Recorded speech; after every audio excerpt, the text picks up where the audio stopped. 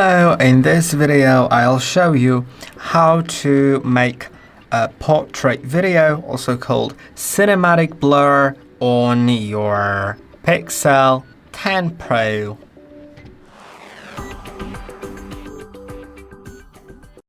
Okay, so if you go to settings, to the camera app, not settings. If you go to the camera app, then you can go to video modes at the bottom, right? And now you'll have video and blur. And what blur does, there's always some blur in the video when there's different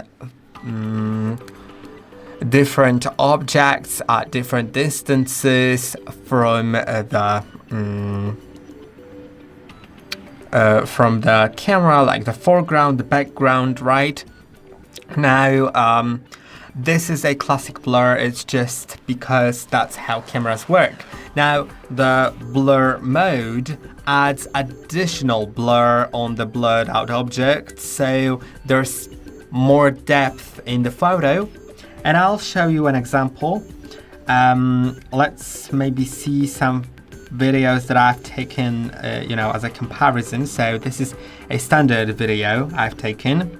There's some sort of blur as I'm clicking on the objects, like in the video. They are switching between themselves, but it's not that strong. If I go to one that was taken with the cinematic blur, you can see it's much more visible which object I'm focusing on. So this is the cinematic view. Now this is also standard, and this is cinematic, so it's also more visible which one I'm switching to and which one is more in focus. Now this one is standard. You'll see like from here and there. The background is blurred out, but not too much. Now in the cinematic version, it is way more blurred out on the back, so that's basically what it changes here, and feel free to test it out on your own. What's the best in that mode is that you can change your focus by clicking on the object that you want to focus on, like for example on the foreground or on the background. I'll try demonstrating that.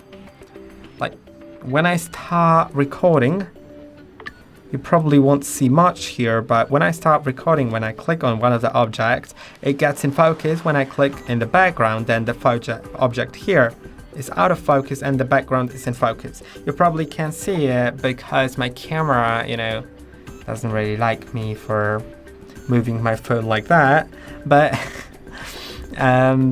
but trust me, it works really great, and it really switches between objects and makes it look cinematic. That's why it's so called like that.